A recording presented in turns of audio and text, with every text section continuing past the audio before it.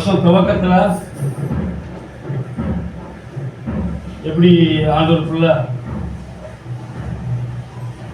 வருஷத்தினுடைய துவக்கத்துல ஏதாவது தீர்மானம் எடுத்திருப்போம். ஆரம்பத்துல இந்த வருஷம் பூரா இந்த காரியத்தை ஆண்டவருக்காக செய்வேன், இந்த காரியங்களை ஆண்டவருக்காக செய்ய மாட்டேன். அதாவது பாவங்கள், நமக்கு ஆண்டவருக்கு பிரியமில்லாத காரியங்கள், இப்படி ஏதாவது ஒரு தீர்மானம் எடுத்திருப்போம். நீங்கள் சும்மா உங்களை அப்படியே நீங்கள் திரும்பி பார்த்தீங்கன்னா எடுத்த தீர்மானத்தில் உறுதியாக இருந்தோமா, ஆண்டவருக்கு பிரியமாக வாழ்ந்தோமா அப்படின்னு நீங்கள் உங்களையே கேட்டு பாருங்கள். ஏன்னா இப்போ வருஷத்தினுடைய கடைசி வாரங்களில் வந்துட்டுருக்குறோம். அப்படி நடந்திருக்கோமா அப்படிங்கிறத நீங்கள் தான் உங்களை என்ன செஞ்சுக்கணும், கேட்டுக்கொள்ளணும். நடக்கலைன்னா நீங்கள் இனிமே தீர்மானம் எடுக்கணும். வருகிற நாட்களையாவது எடுக்கிற தீர்மானத்தில் எப்படி இருக்கணும், உறுதியாக. அதுக்கு தேவன் நமக்கு பலனை தருவார். ஆனால் நம்ம ஓடிக்கிட்டே இருக்கோம் தெரியுமா? ஒவ்வொரு நாளும், ஒவ்வொரு வாரமும், ஒவ்வொரு மாதமும், ஒவ்வொரு வருஷமும் நம்ம எப்படி ஓடிக்கிட்டே. சிலருக்கு இந்த நேரம் என்ன செய்யல, பத்தலை, போதலை, ஆனால் ஓடிக்கிட்டே இருக்கிறோம். ஓடுகிறோம் ஓடுகிறோம் ஓடுகிறோம் ஓடுகிறோம். நல்லது. ஒவ்வொருத்தர் ஒவ்வொரு விதமாக ஓடுறாங்க, ஒவ்வொருத்தர் ஒவ்வொரு காரியத்துக்காக ஓடுறாங்க. நம்ம எதுக்காக ஓடுகிறோம் அப்படி நம்மளே கேட்டுக்கலாம். செய்திக்கு முன்னால சும்மா சிலர் பணத்துக்காகவே என்ன செய்யறாங்க, இல்லை அப்படி ஓடுறவங்க இருக்காங்க இந்த உலகத்துல. வெறும் அவங்களுக்கு மணி மைண்ட் தான், பணம் தான். ஒரு உதாரணத்துக்காக சொல்றேன். எனக்கு ஒரு தம்பியை தெரியும், நிறைய பேர் தெரியும், அதெல்லாம் பேரெல்லாம் சொல்ல முடியாது. எல்லாரும் சரி நம்மள தான் சொல்றாங்க தெரிஞ்சிடறாங்க, தப்பா வேலை எடுத்துடுறாங்க. அப்படிப்பட்ட குணாதிசயங்கள் இருக்கும்போது அவங்க அதை திருத்திக்கணும், தப்பா எடுக்க வேண்டிய அவசியம் இல்லை. அப்போ ஒரு மளிகை வச்சுக்கிற தம்பிட்டேன்னு வச்சுக்கிடுவோங்களா, நீ பாரிஸ் போகும்போது எனக்கு ஒரு 5 கிலோ மொத்தமாக எள்ளு வாங்கிட்டு வந்துரு. எள்ளுன்னா தெரியும் இல்லையா, நாங்கள் அடிக்கடி நிறைய சேர்ப்போம். அப்படி ஏதாவது ஒரு பொருள் பாரிஸ் போனால் வாங்கிட்டு வந்துருன்னு ஒரு மளிகை கடைக்காரன்ட்ட சொன்னால் அவன் என்ன செய்வான், 40 ரூபாய்க்கு வாங்கிட்டு, ஆனால் நம்ம கூடயே சுற்றுவான். என் கூடயே சுற்றுலவன் அப்படின்னு வச்சுக்கிடுவோம். யாரையும் குறிப்பிட்டு சொல்ல, ஒரு உதாரணத்துக்கு. பாரிஸ் போனேன், 40 ரூபாய்க்கு வாங்கினேன், நீங்கள் எடுத்துக்கங்க அப்படின்னு சொல்லுவானா? அவன் வியாபாரி தானே, 40 ரூபாய்க்கு வாங்கியிருப்பான். அவன் பில்லு போடுவான். எப்படி போடுவான்னா, தேவையான லாபத்தை வச்சு.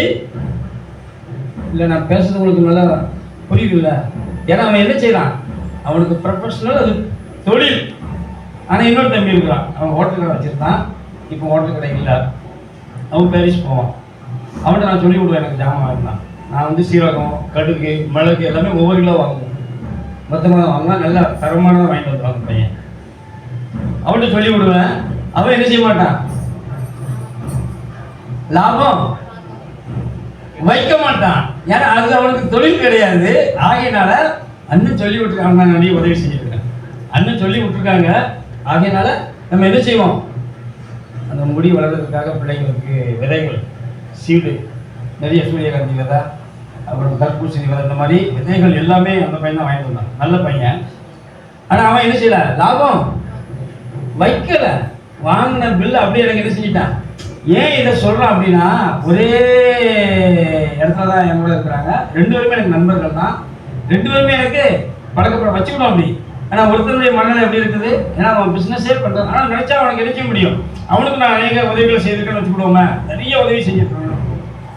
அவன் நினைச்சா அப்படியே வாங்கி என்ன செஞ்சிட முடியும், கொடுத்துட முடியும். ஆனால் அப்படி செய்யறது இல்லை. ஒவ்வொருத்தருடைய மனநிலை எப்படி இருக்குது என்பதை நீங்க புரிவதற்காக நான் சொல்றேன். அவன் அப்படித்தான் இருக்கணுங்கிறத நான் என்ன செய்யல, எதிர்பார்க்கல. ஆனா எல்லாருமே ஒவ்வொரு காரியத்துக்காக ஓடுகிறோம். சிலர் புகழுக்காகவே, பெத்த தாய் தகப்பனுக்கு நன்றியா என்ன செய்ய மாட்டாங்க, இருக்க மாட்டாங்க. ஆனா ஊர் உலகத்துல எல்லாரும் பார்க்கும்படியா மற்றவங்களுக்கு முன்னால மனுஷருக்கு மேன்மையாய் தோன்றுகிறது கர்த்தருக்கு எப்படி இருக்கான், அருவருப்பா இருக்கிறது என்று வேதம் சொல்கிறது. புகழுக்காக, பெயருக்காக,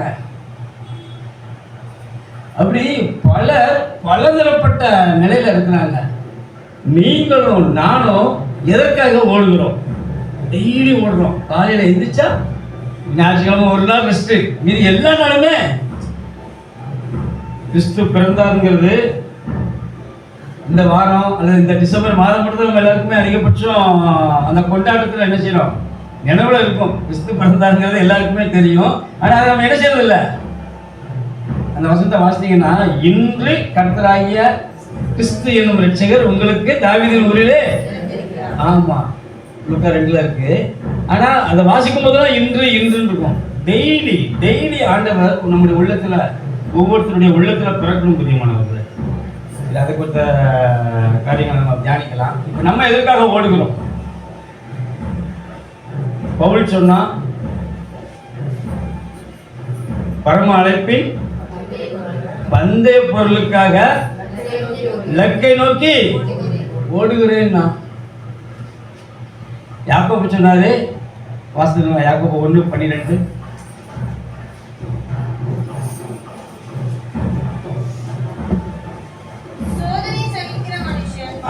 பாக்கியவான் அவன் உத்தமன் என்று விளங்கின பின்பு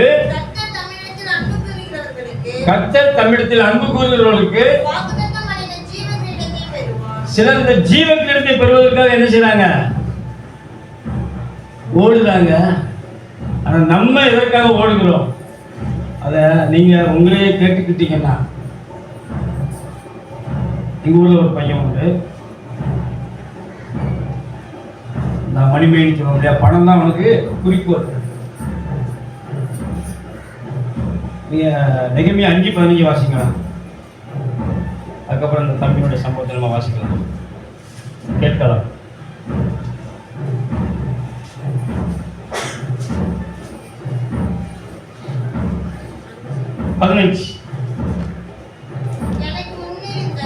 நெகமியா சொல்றான், எனக்கு முன்னிருந்த அதிபதிகள்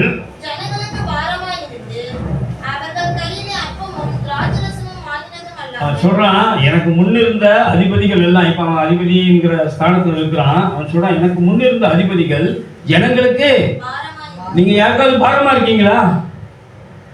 பிரியமான தேவ ஜனமே, நீங்க ஓடுகிற ஓட்டம் அது தேவனுக்கு உகந்ததா இருக்கணும். அவர் சொல்றான், எனக்கு முன்னிருந்த அதிபதிகள் இந்த பூமியில இருக்கிற அல்லது அவனுடைய ஆளுகைக்கு கீழே இருக்கிற ஜனங்களுக்கு, உங்களுடைய ஆளுகைக்கு கீழே நீங்க ஒரு அதிகாரத்துல இருக்கலாம், தலைமைத்துவத்தில் இருக்கலாம், அல்லது நீங்க அதிகாரம் பண்ணக்கூடிய இடத்துல இருக்கலாம்.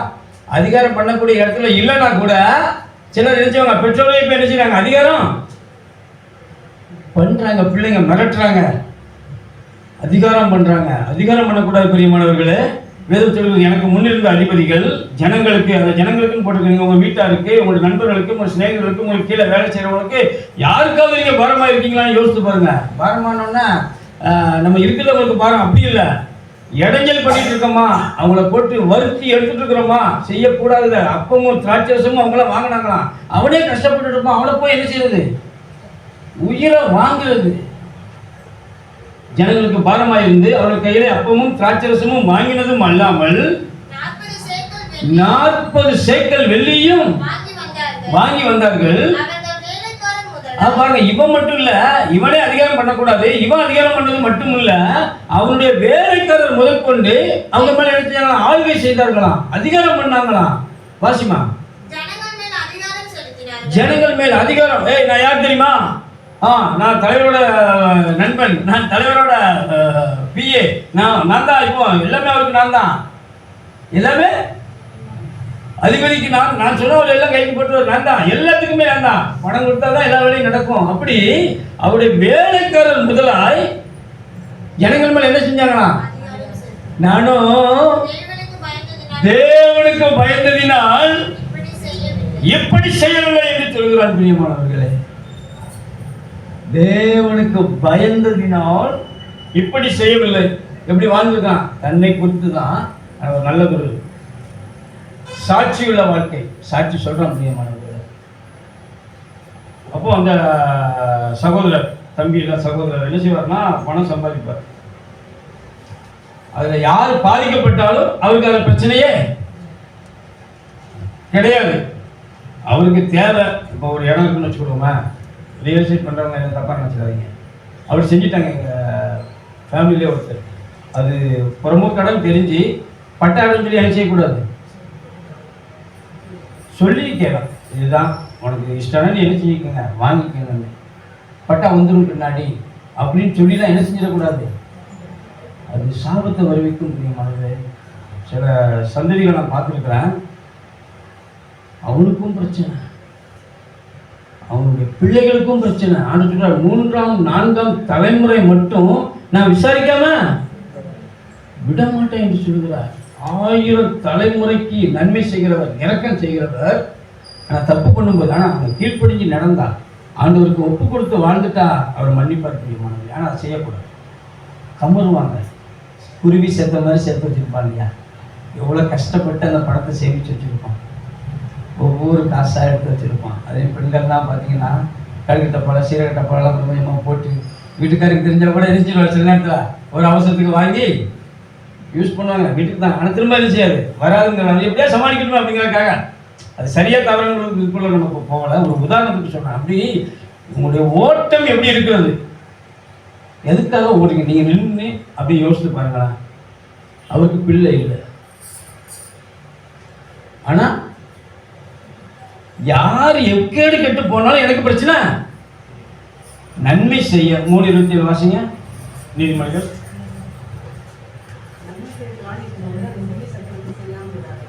நன்மை செய்ய திராணி இருக்கும்போது அதை செய்யத்தக்கவர்களுக்கு அந்த ஒரு நன்மை செய்ய முதல் ஆதி மனிதனுக்கு ஆண்டவர் கொடுத்த முதல் அட்வைஸ் தாங்க. காயினார்கள் 2 பேர் இருந்தாங்க. அவனுக்கு முகம் எரிச்சலா இருந்துச்சு. ஆண்டவரே வந்து அவன் சொன்னாரு, எப்பா நீ நன்மை செய்தால், வேற ஒண்ணுமே சொல்ல பிரியமானவர்களே, அது ஒரு பெரிய சத்தியம். நம்ம ஓடுற ஓட்டம் எப்படி இருக்குது, நம்ம எதுக்காக ஓடுறோம் நீங்க ரெண்டு பாருங்களா. ஒரு குழந்தை பாக்கியம் இல்லை, அதாவது சம்பாதிக்கணும் வேண்டாம்னு பஞ்ச காலத்துக்காக சேர்த்து வைக்கலாம், தப்பு இல்லை. ஆனால் அதில் நீதி நியாயம் இருக்கணும் பிரியமானவர்களே. மனசாட்சி இருக்கணும், இரக்கம் இருக்கணும், உதவி செய்கிற மனப்பான்மை இருக்கணும்.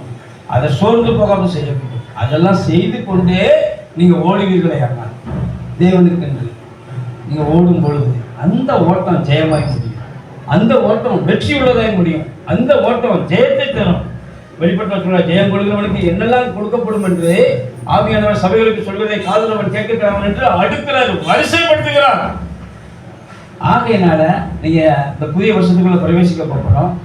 எதுக்காக ஓடுறோம்? இந்த இம்மைக்காகவா, இந்த உலகத்துக்காகவா, இந்த மாம்சத்துக்காகவா, இந்த ஆசையை நிறைவேற்றுவதற்காகவா, இந்த உலக வாழ்க்கைக்காகவா?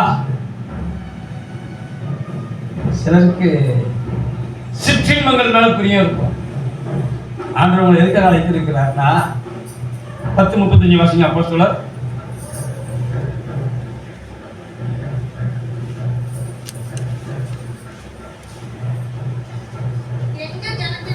எந்த ஜனத்தில் நான் சொல்லிட்டாரு, கிறிஸ்தவங்க, யூதர்கள் அல்லது நீதிமான்கள் அப்படியெல்லாம் அதை குறிப்பிடவே இல்லை. யாரா இருந்தாலும் எந்த ஜனத்திலாயினும் அவருக்கு பயந்து இருந்த அழகா சொல்ற வேதம் புதிய பிரியமானவர்களை வெறுமன நீதியை செய்கிறவன் சொல்லல, நீதியை செய்கிறவன் ஆரம்பிச்சிருக்கலாம். அவர் சொல்லல, அப்படி சொல்லல. எந்த ஜனத்தினாலும் நீதியை செய்கிறவன் அவர் நினைச்சல சொல்ல, ரொம்ப தெளிவாய் சொல்லுகிறார். எந்த ஜனத்தினாலும் ஆண்டவருக்கு பயந்திருந்து நீங்க என்ன செய்யணுமா? அப்ப சன்மார்க்கம் செய்வான், துன்மார்க்கம் கூட நீதியை செய்வான்.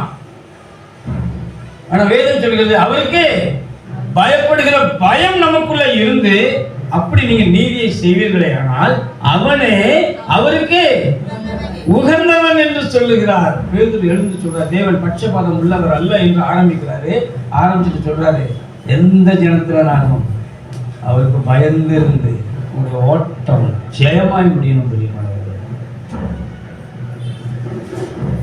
வாசிங்களா 2 யோவான் 1:8 வாசிங்க.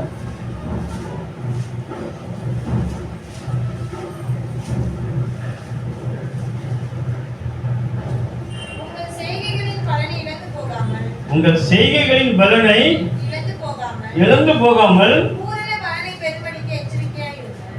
தேவன் சொல்லுகிறார். உங்கள் செய்கைகளின் பலனை எல்லா மனிதர்களுமே சின்ன மதியினத்தினால, சின்ன சிற்றின்மைகளினால, சின்ன காரியத்தினால அசால்ட்டு அல்பமா நினைக்கிறதுனால அந்த பூரண பலனை என்ன செஞ்சிட முடியுமா? இழந்து போக நம்ம நினைச்சிட்டு இருக்கிறோம். நீதியாக நடக்கிறதுனால, கர்த்தரை தேடுகிறதுனால, உண்மை எல்லாவற்றுக்கும் அவர் பலன் தருவார். நம்மை தேடுகிறவர்களுக்கு அவர் நிச்சயமா பலன் தருவார், மாற்று கருத்து இல்லை. ஆனால் வேதம் சொல்வது உங்களுடைய செய்கைகளின் பலனை இழந்து போகாதபடிக்கு பூரண பலனை பெரும்படிக்கு நீ என்ன செய்யணுமா? ஜாக்கிரதை ஜாக்கிரதை என்று சொல்கிறார் பிரியமானவர்களே. வருஷத்தினுடைய கடைசி வந்திருக்கிறோம். நீங்க ரொம்ப ஜாக்கிரதையா இருக்கணும்னு ஆவியானவர் சபைகளுக்கு சொல்கிறார். உங்களுடைய ஓட்டம் எப்படி இருக்கிறது? நீங்க யாருக்காக ஓடுறீங்க? எதற்காக ஓடுறீங்க? ஏன் ஓடுறீங்க? கேள்வி கேட்டு பாருங்க, நின்று பாருங்க, யோசித்து பாருங்க. அதுல தேவ சித்தம் இருக்கிறதா? தேவனுக்கு என்று எதையாகவும் செய்கிறோமா? கிறிஸ்து பிறந்த நற்செய்தியை இந்த உலகத்துக்கு நம்ம அறிவிக்கிறோமா? என்னால் அறிவிக்கிறோம் பிரியமானவர்கள். ஆண்டவர் செய்த நன்மைகளை, அப்படிப்பட்ட கிருபையை ஆண்டவர்கிட்ட நீங்க கேட்கணும். தேவன் நிச்சயமா எனக்கு தருவார். நாங்கள் வாசிக்கலாம் செய்திக்கு ஆதாரமாக சங்கீதம் 116 12 13 வாசிக்கலாம்.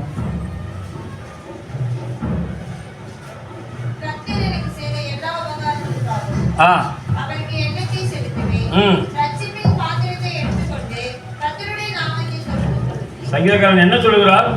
திரும்ப ஒரு முறை வாசிமா.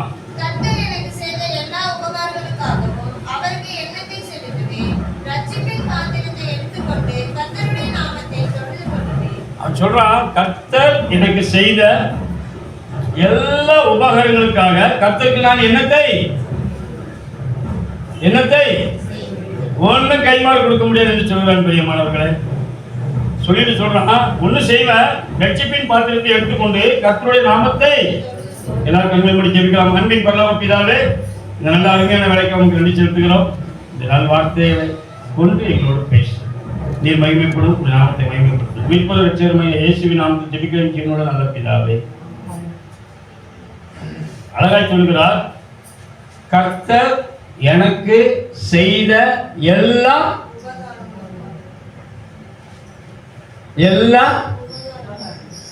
சொல்லுங்களா? எல்லாம். அப்ப அவன் என்ன அர்த்தத்துல சொல்றான் தெரியுமா? எனக்கு செய்தது எல்லாமே, சொல்லுங்க, எனக்கு செய்தது எல்லாமே உபகாரம் தான் பிரியமானவர்களே. நம்ம வாழ்க்கையில போராட்டம் இருக்கு, பிரச்சனை இருக்கு, பாடு இருக்கு, உபத்திரவம் இருக்கு, நிந்தை இருக்கு, அவமானம் இருக்கு, வறுமை இருக்கு, ஏழ்மை இருக்கு, தரித்திரம் இருக்கு, இப்படி எத்தனையோ இருக்குது. சங்கீதக்காரன் சொல்லுகிறான், கர்த்தர் எனக்கு செய்த எல்லாமே உபகாரம் என்று சொல்லுகிறான். இதனுடைய அர்த்தம் உபகாரத்துக்கு மட்டும்தான் நான் நன்றி செலுத்துவேன்னு சொல்லல. கர்த்தர் எனக்கு செய்த எல்லாமே. உங்களுக்கு நான் சொல்றது புரியலையோ? 13:6 வசங்க சங்கீதம்.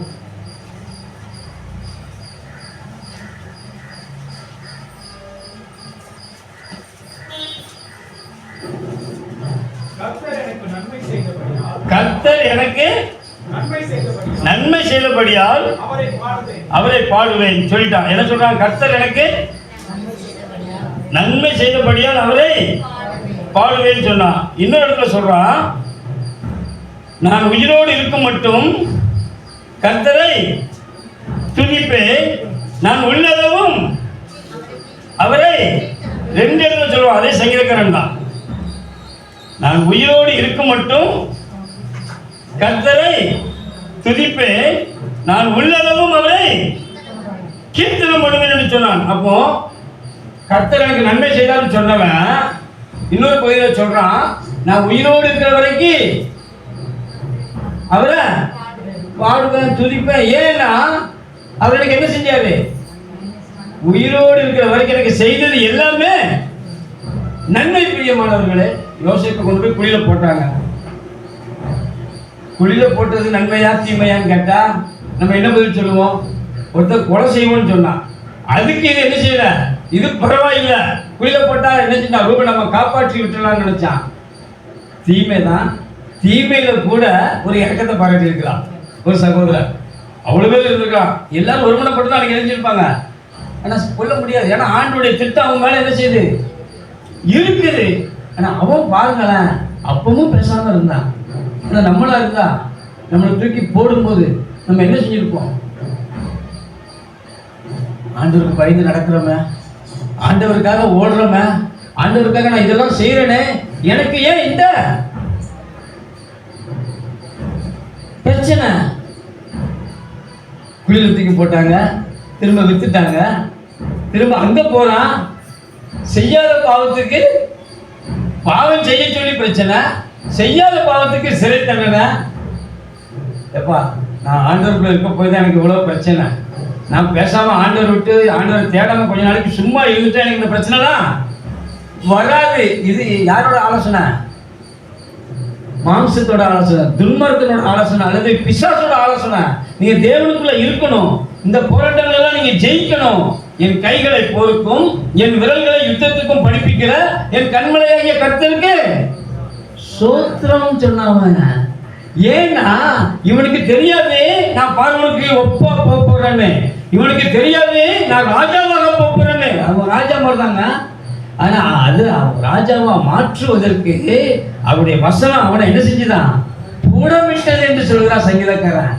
உருவாக்கப்பட்டு இருக்கான். உருவாக்கப்பட்டு இருக்கும் போது இவன் ஐயோ இந்த சூழ்நிலை எனக்கு வேண்டாம் என்று சொன்னா இவன் எங்க போக முடியாது? பார்வனுக்கு ஒப்பா. ஆனா பார்வனுக்கு ஒப்பா நீ போவேன்னு அவர்கிட்ட என்ன செய்யல?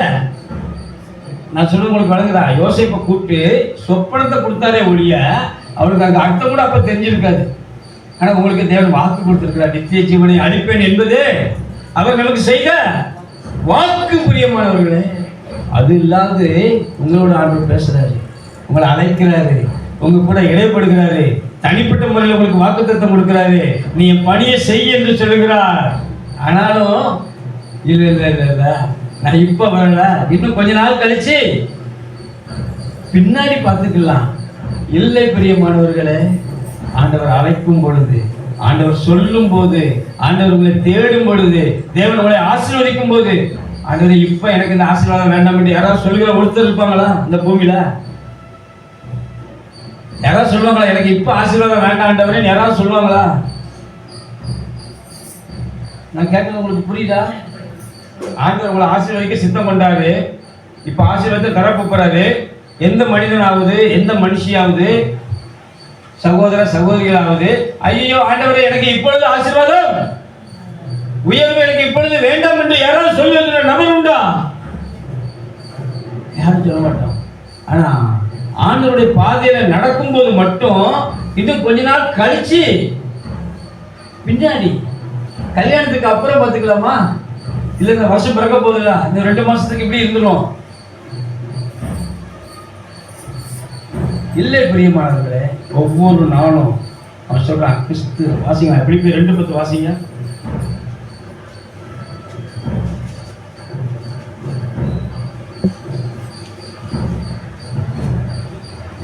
இப்படி நான் அவரையும் எழுதிங்களா?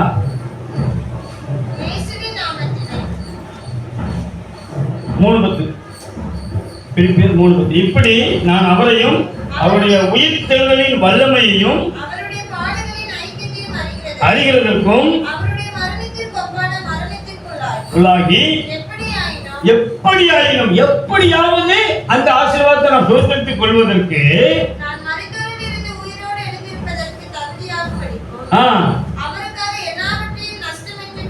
எதை வேணாலும் இழக்கலாம். ஆண்டவருக்காக பிரியமானவர்களே, எதை வேணாலும் இழக்கலாம். ஆனா எதுக்காகவும் நீங்க ஆண்டவர் என்ன செஞ்சிடாதீங்க, இழந்துடாதீங்க. ஆண்டவர் நினைச்சா எதை வேணாலும் கொடுக்க முடியும். அதனால அதான் பொருள். ஆண்டவர் நினைச்சா நீங்க இழந்ததை 100 மடங்கா தர முடியும். எத்தனை மடங்கா?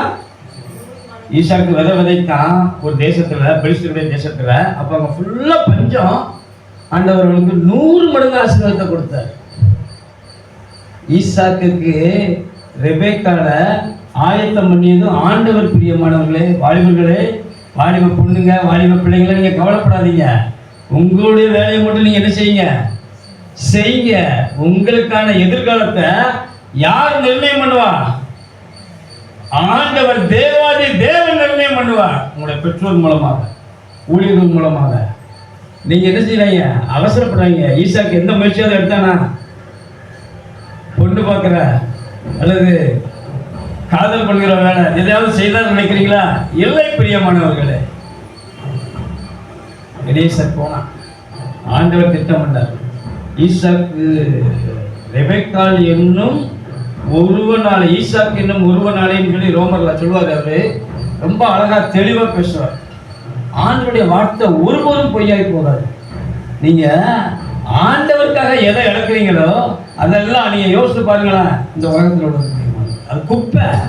அவன் சொல்றான், அது படிப்பா இருக்கலாம், எதுவா இருக்கலாம், பணமா இருக்கலாம், செல்வமா இருக்கலாம், எதுவானாலும் அவன் சொல்றான் எல்லாவற்றையும் தான் நஷ்டம் என்று விட்டு குப்பையுமாக எண்ணுகிறேன். அவன் தான் சொல்றான். அதை தொடர்ந்து வாசிங்க. நான் அடைந்தாயிற்று. அவன் வளர்ந்தான். நல்ல கம்மாடியில் பாதத்திற்கே படிச்சவன், வேதத்தை நல்ல கற்று அறிந்தவன், அநேக விருப்பங்களை எழுதினவன், கர்த்தர் அவனுக்கு நிறைய தரிசனங்கள்லாம் கொடுத்திருந்தாரு. ஆனால் அவன் சொல்றான், நான் அடைந்தாயிற்று அல்லது முற்றிலும் தேறினவன் ஆனேன் என்று எண்ணாதபடிக்கு கிறிஸ்து இயேசுவினால் நான் எதற்காக பிடிக்கப்பட்டேனோ. அவன் சொல்றான், நான் ஒரு ஓட்டம் ஓடுகிறேன். ஆனா அந்த ஓட்டம் வேற என்ன செய்ய வந்துட்டோமே அப்படின்னு நினைச்சு நான் என்ன செய்யல, ஓடல. வேற வழி இல்லையே நினைச்சு நான் என்ன செய்யல. அப்பா அம்மா நம்மளை பெற்று வளர்த்துருக்காங்க, என்ன செய்யறது, அவங்களுக்கு கீழ்ப்படிஞ்சே ஆகணுமேங்கிற கட்டாயத்துல அல்ல பிரியமானவர்களே, மனப்பூர்வமா நீங்க கீழ்ப்படியும். அதுதான் அவன் சொல்றான்.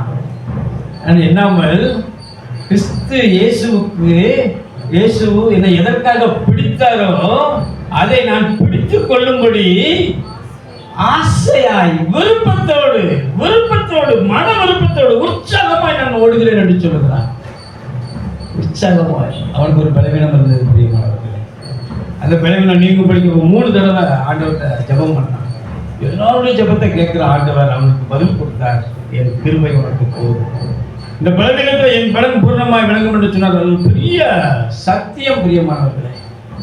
நம்ம ஆண்டவர் இரக்கம் உள்ளவர். ஏன் இந்த பலவீனத்தை வந்து அவனுக்கு விடுதலை கொடுத்திருக்கலாம், வெற்றியை கொடுத்திருக்கலாம், ஜெயத்தை கொடுத்திருக்கலாம். வெற்றி பெற்றால் ஜெயம் பெற்றால் நல்ல ஒன்றும் இல்லை வாழ்க்கையில. ஆனா அந்த பலவீனத்திலிருந்து தேவன் என்ன செய்யல, விடுதலை கொடுக்கல. அவர் சொன்னாரு, இந்த பலவீனத்தின் நிமித்தம் என் கிருபை உனக்கு எப்படி இருக்கும், அது போதுமானதா இருக்கும் என்று சொன்னார் பிரியமானவர்கள். அவன் சொன்னான், அப்படியானால் ஆண்டவரே இந்த பலவீனத்தில் நான் மேன்மை பாராட்டுவேன், இந்த பலவீனத்தில் நான் பிரியப்படுகிறேன் என்று சொல்கிறான் பிரியமானவர்கள். ஆசையாய் தொடர்கிறேன் என்று சொன்னான். உங்களுடைய ஓட்டம் தேவனுக்கு என்று அது ஆசையாய் தொடர்ந்து ஓடுகிறீர்களா அல்லது கடமைக்கென்று இருக்கிறதா? வேற வழி இல்லை. வச்சுக்கப்பட்டோம், ஞாபகம் எடுத்துட்டோம், வந்துட்டோம். அதனால நம்ம என்ன செஞ்சுட்டு இருக்கோம், ஓடிக்கிட்டு இருக்கோம் அப்படின்னு நினைச்சு ஓடுறீங்களா? உங்களுடைய ஓட்டத்தை ஆண்டவர் பார்த்து கொண்டிருக்கிறார் பிரியமானவர்களே. ஒருபோதும் வைக்கப்பட மாட்டார். சிங்கக்குட்டிகள் தாழ்ச்சி அடைந்து அதை பட்டினியாக இருக்கும் என்று சொல்கிறார். ஏன் அவன் அதை சொன்னான் அப்படின்னா, சங்கீதக்காரன் காட்டுல வனாந்திரங்கள் அழிஞ்சான். அவன் சிங்கத்தை நேர்ல பார்த்துருக்கான். சிங்கத்தோட நேர்ல சண்டையிட்டவன் பிரியமானவர்களே. ஏன் அவனுக்கு வனாந்திரம் வந்துச்சு? அந்த சிங்கத்தை எதிர்ப்பதற்கான மனபெரியத்தை ஆண்டு கொடுத்திருந்தாரு, வலிமையை கொடுத்திருந்தாரு. அந்த சிங்கத்தை அவன் எதிர்த்ததுனாலதான், அவன் கிழிச்சு போட்டதுனாலதான் எல்லாரும் பயப்பட்டான். சவுல் பயந்தான். அவன் ஒரு ராஜா. சவுலை விடுங்க, அப்னேரு சிறு வயது முதல் யுத்த வீரன், அவன் பயந்தான் கோலியாத்தை பார்த்து.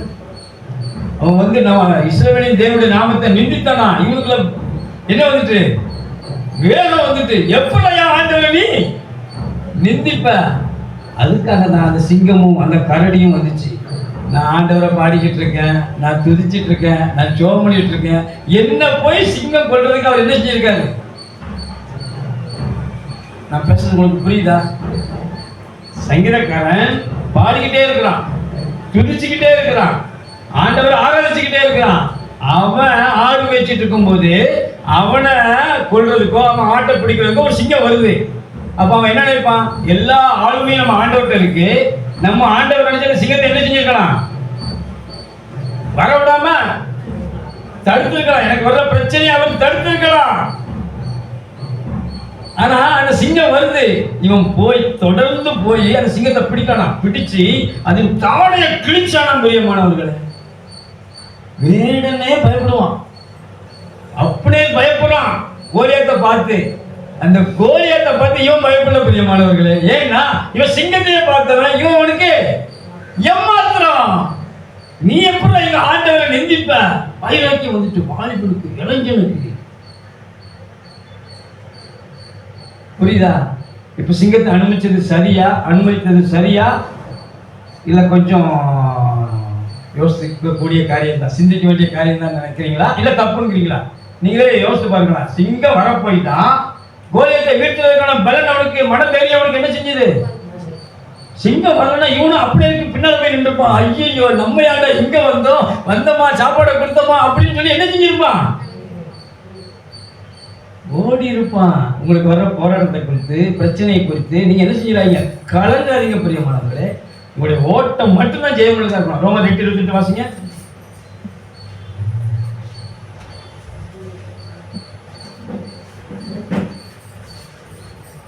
அன்றியும் அவருடைய தீர்மானத்தின்படி அழைக்கப்பட்டவர்களாய் தேவனிடத்தில் அன்பு கூறுவர்களுக்கு சகலமும் சொல்லிட்டாரு.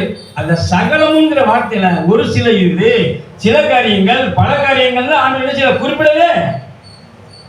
உங்களுக்கு விளங்குதா? நீங்க அன்பு கூர்ந்தீங்கன்னா, தேவனிடத்துல நீங்க அன்பு கூர்ந்தீங்கன்னா உங்களுக்கு நடக்கிறது எல்லாமே சகலமும். சகலமும் அதுல எல்லாம் வந்துருது இல்ல. பிறப்புல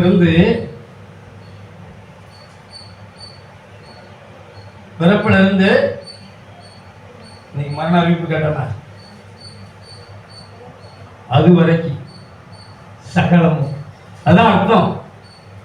அறிவிப்பு கேட்டது போல அது வரைக்கும் நடக்கிற அத்தனையுமே எப்படி எதுக்கு எதுவானதான்?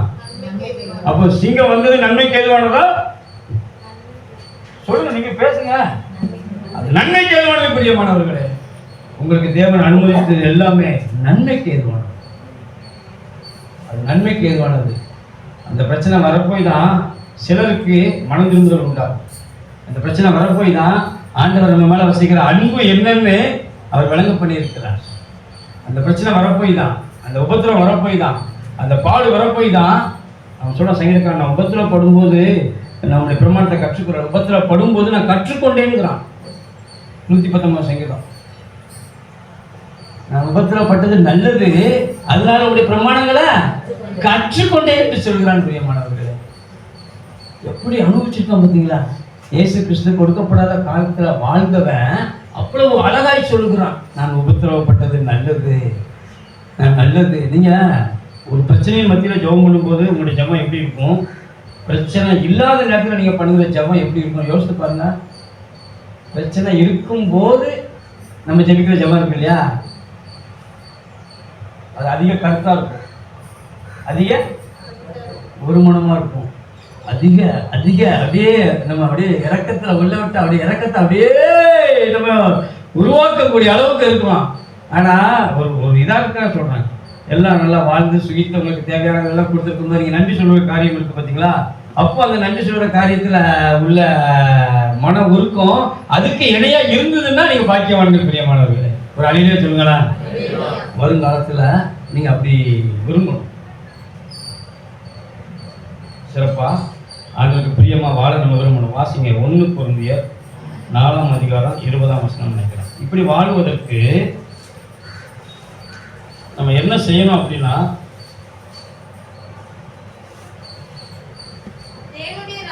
தேவனுடைய ராஜ்யம் பேச்சிலே அல்ல, தேவனுடைய ராஜ்யம். நீங்க ஓடுற இந்த ஓட்டம், பைபிள்ல நிறைய ராஜ்யங்கள் இருக்கு. தேவ ராஜ்யம் இருக்கு, பரலோக ராஜ்யம் இருக்கு, பிதாவின் ராஜ்யம் இருக்கு.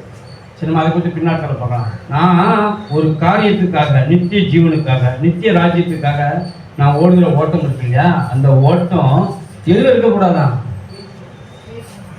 வார்த்தையில சொல்றதுல மட்டும். புரியுதா நான் பேசுறேன்? பேச்சில இருக்கக்கூடாதுன்னு இப்போ யாக்கோபு போடுங்களா, யாக்கோபு 2:10 நினைக்கிறேன்.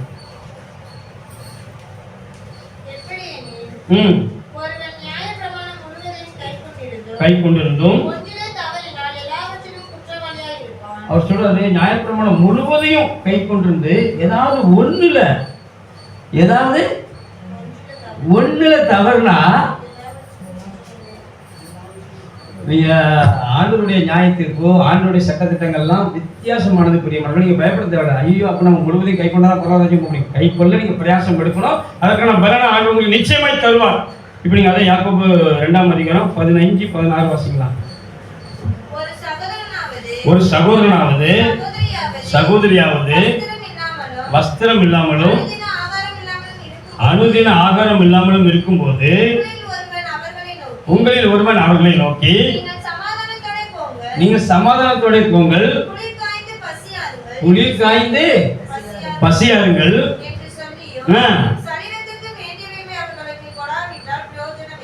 ஆண்டவர் கேட்கிறாரு, எப்பா நீங்க வார்த்தையில பேசுறீங்க, தேவனுடைய ராஜ்யம் பேச்சிலே அல்ல, எதுல இருக்கிறான்? பலத்திலே இருக்கு. அப்படின்னா செயல்ல இருக்குது என்று சொல்கிறார். அதுக்கு உதாரணம் தான் இங்க சொல்றாரு. நியாயப்பிரமாணத்தில் முழுவதும் நம்ம கை கொள்ளணும்.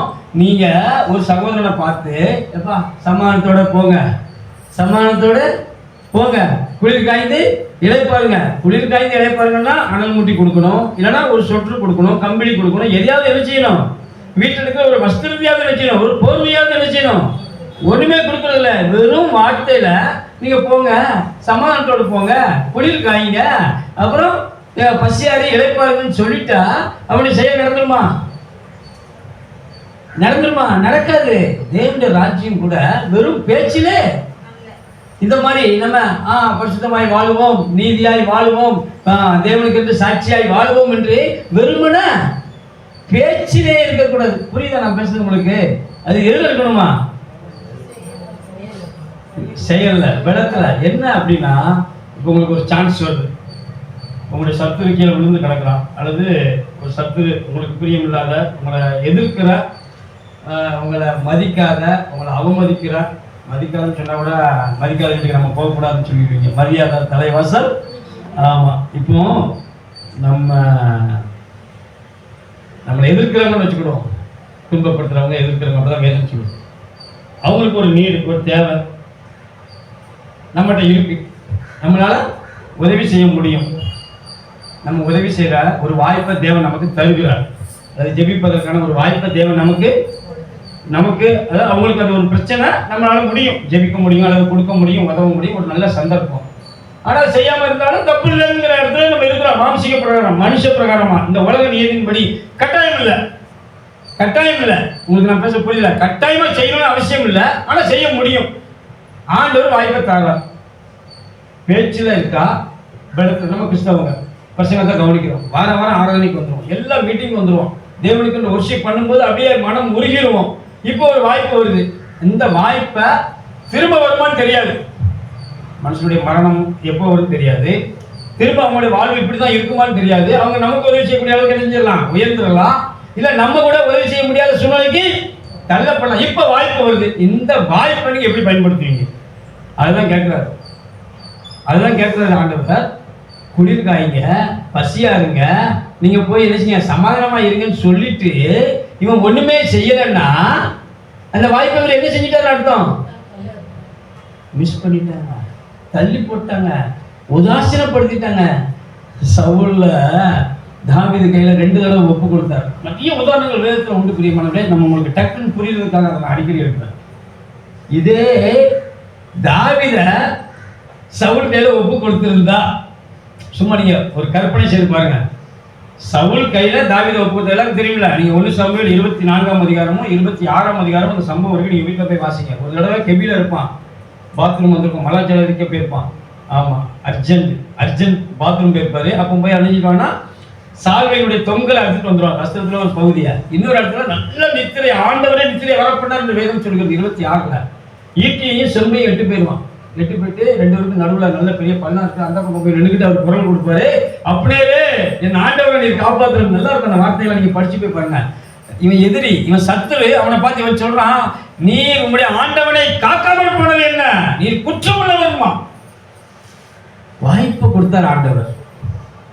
நீ எழுக்கல சாவடிக்கணும் அடிச்சுக்க கூட. அவன் அக்கா பையன் அபிஷேகம் தான் பெருப்பான்னு நினைக்கிறேன். அவன் சொல்லுவான், 2 குத்தாவன் ஒரே குத்தா.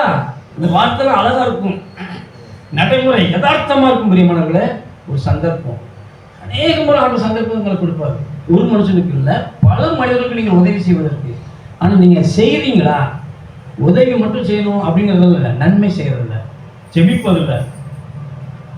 நமக்கு எதிராக செஞ்சவங்க வீழ்ந்து கிடக்கும் போது நீங்கள் கறி கூறக்கூடாது. நம்முடைய உள்ள என்ன செய்யக்கூடாது? அப்போ நம்ம சத்துருவாக மாறிடுவோம், துன்மார்க்கனாக மாறிடுவோம் பிரியமானவர்களே. அதான் சொல்றாரு, ஏதாவது ஒன்றில் கூட நீங்கள் என்ன செய்யக்கூடாதான், அந்த இந்த ஒன்றா இருந்துடக்கூடாது பிரியமானவர்களே. நியாயப்பிரமாணம் முழுவதையும் கை பண்ணுறவங்க, ஆமாம் நீ போய் பசியாரு, நீ போய் அதெல்லாம் செய்யுன்னு சொல்லிட்டு உதவி செய்யலைன்னா என்ன? தேவனுடைய ராஜ்யம் பேச்சிலே அல்ல, அது எப்படி இருக்குதான்? பலத்தில் இருக்கு பிரியமானவர்களே. நம்முடைய அறிவுக்கு அது எட்டாது. நீங்க இப்போ 1 கொரிந்தியர் 2ஆம் அதிகாரம் 4ஆம் வசனம் வாசிங்க.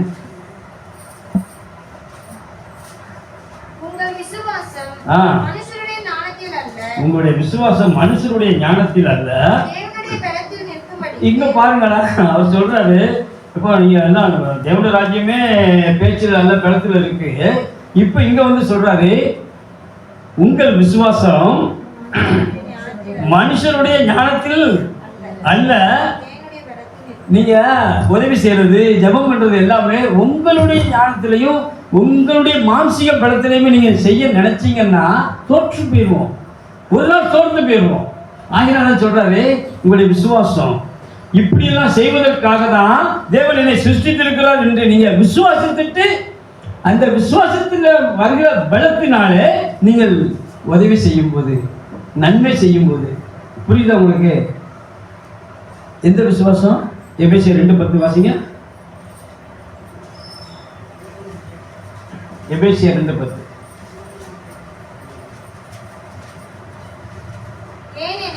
ஏனென்றால் அவர் சொல்ற நன்மை செய்வதற்கு, உதவி செய்வதற்கு, ஜெபிப்பதற்கு, நீ மற்றவர்களுக்கு ஆசீர்வாதமா இருப்பதற்காகவே தேவன் உங்களை சிருஷ்டித்திருக்கிறார் பிரியமானவர்களே.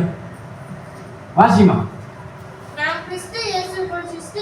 சிருஷ்டிக்கப்பட்டு நீங்க தேவனுடைய செய்கையாக இருக்கிறீர்கள் என்று வேதம் சொல்கிறது. இவைகளை செய்யும்படிக்கு, நடக்கும்படிக்கு, இவைகளை நீங்கள் கை கொள்ளும்படிக்கு இப்படிதான் வாழ வேண்டும் என்று தேவன் முன்னதாகவே அவர் ஆயத்தம் பண்ணி வைத்திருக்கிறார். எத்தனை பெரிய பாக்கியசாலிகள் தெரியுமா?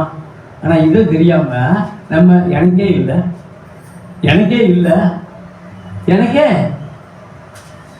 இல்லதான்.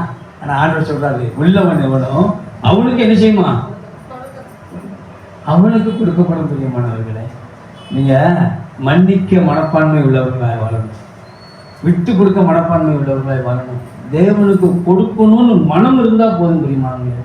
முதல்ல கொடுக்கறதுக்கு திராணியோட எல்லாம் இருக்கலாம், அதற்கேற்ற பலன் கொடுக்கல எல்லாம் இருக்கலாம். எங்களுடைய விசுவாசம் மனுஷனுடைய ஞானத்தில் அல்ல, தேவனுடைய பலத்தில் நிற்கும்படிக்கு இந்த வேதத்தை நல்லா படிக்கணும். உங்களுடைய ஓட்டம் அப்படிப்பட்டதாக இருக்கும். இப்போ வாசிங்க, பிலிப்பியர் 3ஆம் அதிகாரம் 13 வாசிங்க. சகோதரரே, நான் வந்து வெற்றி பெற்றுட்டேன், ஜெயிச்சுட்டேன், நான் சரியான இடத்துக்கு வந்துட்டேன்னு நான் எண்ணுகிறது இல்லை. ஆனால் வந்திருக்கிறேன், ஆண்டவருக்குள்ள இருக்கிறேன், அவருக்கு பின்னால் ஓடிக்கிட்டு இருக்கிறேன். ஒன்று செய்கிறேன், அதான் சொல்றேன், ஒன்று செய்யறேன். கடந்த காலத்தில் நடந்தத விசுவாசம் உங்களுக்கு நினைவுபடுத்திட்டு இருப்பான். நீ பெரிய யோக்கியமா, நீ பெரிய யோக்கியமான, நம்மளை ஞாபகப்படுத்தினாலும் பரவாயில்ல பிரியமானவர்களே. யாராவது ஊழியம் பண்ணாங்கன்னா அவங்களுடைய கடந்த கால வாழ்க்கையை நமக்கு ஞாபகப்படுத்துவான். தெரியுமில்ல, அவரு எப்படி, அவர் நேற்று வரைக்கும் பாவியா இருந்திருப்பாரு, நேற்று ராத்திரி மன்னிப்பு கேட்டிருப்பாரு, மன்னிச்சிருப்பாரு. மன்னிக்கிறதுக்கு அவர் தயப்படுத்துவார். 130 சங்கீதத்தில் சொல்றாரு, அவரிடத்துல அவருக்கு சொல்லோட மன்னிப்பு உண்டா, மீட்பு உண்டா. அவரு தயாராக இருக்கும்போது நமக்கு என்ன பிரச்சனை? அடுத்தவங்களை பற்றிய சிந்தனை நமக்கு வேண்டாமே. வேதம் சொல்லுறது, அவர் சொல்றான், வாசிமா, ஒன்று செய்கிறேன், அது மறக்கணும் பிரியமானது. கடந்த கால வாழ்க்கையை பிசாசனை ஞாபகப்படுத்துவான். நீங்க இன்பமா வாழ்ந்த, இந்த சிற்றின்பங்களை அனுபவித்த, நீங்க அந்த பூமியில வாழும்போது ஒருவேளை தேவனுக்கு பிரியமில்லாத காரியங்களை நீங்க ஈடுபட்டா அதை உங்களுக்கு அவன் வந்து அப்படியே நினைவுபடுத்துவான், அதை அப்படியே கொண்டு வருவான். நீங்க என்னமா நினைக்கணும்? சார், இவ்வளவு கேவலமா நம்ம வாழ்ந்திருக்கோம், நம்மளையும் ஆண்டவர் உயிர்ப்பித்து இருக்கிறாரு நீங்க நினைச்சீங்கன்னா ஓடி போயிடுவான். திரும்ப அந்த சிந்தனையை கொண்டு வர மாட்டான். ஏன்னா இவன் நேர்த்தியான பாதையில போறான், இவனுக்கு இதை ஞாபகப்பட்டு இவன் என்ன நினைச்சிருவான், டக்குன்னு இவ்வளவு முட்டாள்தனமா நடந்திருக்கணுமே நீங்க நினைச்சிட்டீங்கன்னா நமக்கு புத்தி வந்துட்டுன்னு அவன் புரிஞ்சுக்குவான். என்ன வச்சு எனக்கு புத்தி வந்துட்டு, இவன் என்ன செஞ்சுட்டான், ஞான மார்க்கத்தை பின்பற்றினான், இவனுக்கு ஞானம் வந்துட்டு, ஆகிய நடத்துமே ஞாபகப்படுத்த மாட்டான் பிரியமான. அவன் தந்திரசாலி, அவன் தந்திரவாதி. நீங்க மாறி யோசிக்கணும். அவன் சொல்லுவான், கடந்த காலத்தில் நீங்க இன்பமாய் அனுபவித்த ஒரு சில பாவங்கள் ஒருவேளை இருக்குமானா, நடைமுறைகள் இருக்குமானா, அதை உங்களுக்கு நினைவுபடுத்தினா எப்படி இருக்க வேண்டியனா, எவ்வளவு கேவலமா வாழ்ந்திருக்கிறேன், எவ்வளவு முட்டாள்தனமா வாழ்ந்திருக்கிறேன், எவ்வளவு கீழ்த்தனமா நான் நடந்திருக்கிறேன் என்று சிம்சோன் எப்படி இருக்க வேண்டியது தெரியுமா? இந்த உலகத்திலே ஆதாம் தொடங்கி, ஆதாம் சிருஷ்டிக்கப்பட்டவன், அதெல்லாம் அவன் விசேஷமானவன் இருந்தாலுமே, ஆதாம் தொடங்கி இனி எத்தனை பேர் பிறந்தாலுமே அவனுக்கு ஒரு விசேஷமானவங்க ஒரு பட்டியல் ஆண்டவர் பரலோகம் போட்டுச்சுன்னா அதுல சிம்சோன் இடம் வருவான்னு தெரியுமா? ஃபர்ஸ்ட் வருவானான்னு தெரியாது, ஆனால் அது அவன் இடம் வருவான். எத்தனை பேர் வந்தாலும் அவனை ஒண்ணுமே செய்ய முடியாதுங்க. ஊரே அவனை திரண்டு வந்து ஒரு பெரிய கொப்பரையில போட்டு அவனை போட்டு முக்கினாலும் அவனை என்ன செய்ய முடியாது, அவனை ஒண்ணுமே செய்ய முடியாதுங்களா. எவ்வளவு போய் மனதில் கட்டி வச்சாலும் என்ன செஞ்சாலும் அவனை ஒண்ணுமே செய்ய முடியாது. எப்பேற்பட்டவன் அவன்! என் பார்வைக்கு அழகானவள், என் கண்களுக்கு இன்பமானவள் தான். எது இன்பம்? இவன் சொல்றான், ஆண்டவருக்காக, இந்த உயிர் தெழுதலுக்காக, தேவனுக்காக நான் எல்லாவற்றையும் நஷ்டமும் குப்பையுமாக எழுதுறேன்னா சொல்றான். ஜீவக்கிடத்தை அடைந்தாயிற்று அல்லது முற்றிலும் தேர்ந்தவனான் என்று எண்ணாதபடி கிறிஸ்து இயேசுவுக்காக நான் எதற்காக பிடிக்கப்பட்டேனோ அதை பிடித்துக் கொள்ளும்படிக்கு நான் ஆசையாய் தொடர்கிறேன் என்று சொல்கிறான். தொடர்ந்து வாசிக்கலாம். முன்னானவைகளை நாடி தேவன் அழைத்த பரம அழைப்பின் பந்தய பொருளுக்காக இலக்கை நோக்கி தொடர்கிறேன். இதைதான் நான் செய்வேன் என்று சொல்லுகிறான். அவன் சொல்லிட்டான். ஆமா, பிரியமானவர்களே, அநேகம் பேர் சொல்லியிருக்காங்க. ஆண்டவரே சொல்லியிருக்கிறாரு, ஜீவக்கிரத்தை தருவேன் என்று, நித்திய ஜீவனை தருவேன் என்று சொல்லியிருக்கிறார். பிரியமானவர்களே, நம்முடைய ஓட்டம் ஜெயத்துடன் இருக்கணும், நம்முடைய ஓட்டம் வெற்றியாக இருக்கணும், நம்முடைய ஓட்டம் தேவனுக்கு பிரியமானதாக இருக்கணும், நம்முடைய ஓட்டம் மற்றவர்களுக்கு ஆசீர்வாதமானதாக இருக்கணும். இதுக்கு என்ன செய்யணும்னா தேவனிடத்துல ஒரு பலத்தை பெறணும். சொன்னார்ல, வாசித்திருங்க. ஒழுக்கத்திய 2ஆம் அதிகாரம் 6ஆம் வசனம். எங்களுடைய ஞானம், எங்களுடைய விசுவாசம் மனுஷனுடைய ஞானத்தினாலே அல்ல, தேவனுடைய பலத்தினாலே நிற்கும்படிக்கு. 1 கொரிந்தியர் 2ஆம் அதிகாரம் 4-6. 1 கொரிந்தியர் 2ஆம் அதிகாரம் 4ஆம் வசனம். உங்கள் விசுவாசம் மனுஷருடைய ஞானத்தில் அல்ல, தேவனுடைய பலத்தில் நிற்கும்படிக்கு. போதும். நம்ம தேர்தல்களுக்கு இதை பற்றி நம்ம தேவனாக நமக்கு ஆவினால் வெளிப்படுத்தி இருக்கிறார். அநேக காரியங்கள் நம்ம கற்றுத் தந்திருக்கிறார். ஒண்ணுமே இல்லை, இவ்வளவு நாள் நம்ம ஓடி இருக்க முடியல. நீங்க நின்று திரும்பி பார்த்துட்டீங்கன்னா உங்களுக்கு புரிஞ்சிடும். உங்கள் செய்கையின் பலனை இழந்து போகாதபடிக்கு, பூரண பலனை பெறும்படிக்கு என்ன செய்யணுமா?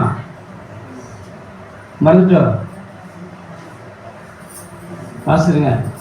2 யோவான் 8ஆம் வசனம்.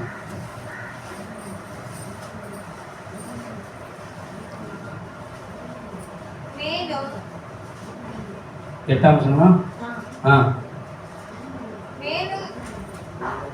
2 யோவான் 8. இழந்து போகாமல் பூரண பலன் உங்களுக்காக காக்கப்பட்டிருக்கு. பிரியமானவர்களே, அந்த பலனை பெரும்படிக்கு தான் தேவன் சொல்கிறார், எச்சரிக்கையாக இருங்க. நீங்க ஓடுங்க, பணத்துக்காக இல்லை, புகழுக்காக இல்லை, சிற்றின்பங்களுக்காக இல்லை. அவன் 1 கொரிந்தியர் 9ஆம் அதிகாரம் கடைசி வசனம் இப்போ எடுக்க வேண்டாம். எது ஆகாயத்தில் அடிக்கிறவனா சிரமம் பண்ண மாட்டேன்னு சொல்கிறாங்க. இப்படி அநேக காரியங்கள் உண்டு. நம்முடைய ஓட்டம் எல்லாம் தேவனுக்கு ஏற்றதாக இருக்கணும். நம்ம அதை பற்றி எடுக்கணும்னா நிறைய காரியங்கள் எடுக்கலாம். ஒரு நாள் ஃபுல்லாக பேசலாம். நமக்கு இப்போ அது நேரம் இல்லை. நம்ம முடிக்க வேண்டிய தருணத்துக்கு வந்துட்டோம். ஆண்டவர் சொல்கிறாரு, தேவ பலத்தில் இருக்கணும். தேவ பலத்தில் இருந்துச்சுன்னா தேவன் உங்களுக்கு பலத்தை தருவார். ஆனால் நீங்கள் பயம் இல்லாமல் தைரியமாக நீங்கள் ஜெபம் பண்ணுவீங்க. மற்றவர்களுக்காக உதவி செய்வதற்காக, மற்றவர்களை திருப்திப்படுத்துவதற்காக அல்ல, தேவனை திருப்திப்படுத்துவதற்காக, மற்றவருடைய பார்வை நம்ம மேலே விரட்டுங்கிறதுக்காக. அல்லது சிலர் இந்த பெருமைக்கு செய்வாங்க இல்லையா, புகழுக்கு செய்வாங்க இல்லையா, அப்படிப்பட்ட ஓட்டம் தான் நம்முடைய ஓட்டமாக இருக்காது. நம்முடைய ஓட்டம் தேவனுக்கு இருக்கும். நம்முடைய ஓட்டம் கிறிஸ்துவுக்கு நேராக இருக்கும். எப்படி பவுல் சொன்னாரோ அதை விட அதிகமாக நாம் தேவனுக்கென்று நம்முடைய நற்கனிகளை கொடுத்து நம்ம தேவனுக்கென்று சாட்சியாய் வாழ்ந்து தேவனுக்கென்று நிச்சயமாய் நம்முடைய ஓட்டத்தை முடிக்க முடியும். தேவன் உங்களுடைய செய்கையின் பலனை இழந்து போகாதபடிக்கு உங்களுடைய ஓட்டம் ஜெயமாய் முடிவதற்கு பலத்தையும் உங்களுக்கு வல்லமையும் கிருபையும் தந்து உங்களை வழி நடத்துவார். நம்மளால் கண்களை மூடி ஜெபிக்கலாம். தேவன் கொடுத்த நல்ல வார்த்தைகளை தேவன் சோதரிக்கலாம். எல்லாரும் சோதனை பண்ணுங்களா?